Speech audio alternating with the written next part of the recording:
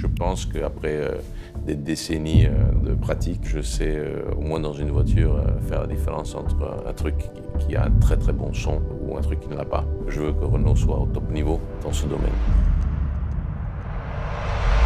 Nous sommes aujourd'hui à l'UTAC, un centre technique spécialisé dans les essais et les validations des véhicules routiers. Les freins sont desserrés, pour moi tu peux y aller quand tu veux. Sur le site de l'INAS Montlhéry, nous allons tester, valider et homologuer le son Jean-Michel Jarre. Au niveau global, il y a 60,5 pour 50 dB. Ouais, on entend bien le son, ça se sent sur les mesures.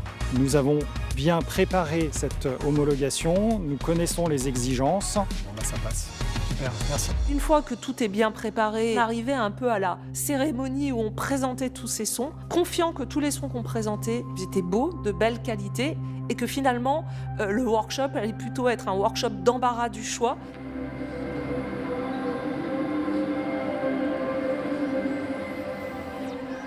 À chaque fois qu'on se voit avec Luca, et c'est une vraie rencontre amicale, où je pense qu'on sent les mêmes choses. On a présenté aussi en synchronie les visuels qui sont réalisés par les équipes de Renault Design, de façon à trouver et à sélectionner le son qui allait porter la meilleure harmonie entre le visuel et le sonore pour faire l'accueil lorsqu'on arrive dans un véhicule Renault.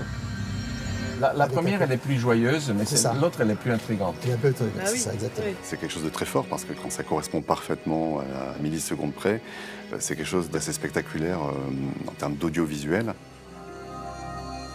Je suis très content que tu l'aies bien, parce que moi je l'ai repêché. Le défi qu'on a tous ensemble et ce qu'on espère tous ensemble, c'est que les premières voitures Renault qui sortiront avec ce nouveau son designé par Jean-Michel Jarre, eh bien dans les rues, il y aura du sourire, un peu de plaisir, un peu de bien-être sera dégagé par ce son qui va s'installer dans le paysage sonore de nos villes. Le son, la voix, c'est ce qui fait la relation entre les humains. Donc c'est important qu'on soit capable d'utiliser ce levier pour humaniser, si je peux dire comme ça, la voiture. On sait qu'on ne pourra survivre qu'à partir du moment où on arrivera à établir un rapport harmonieux entre technologie et écologie. Et c'est ça notre responsabilité.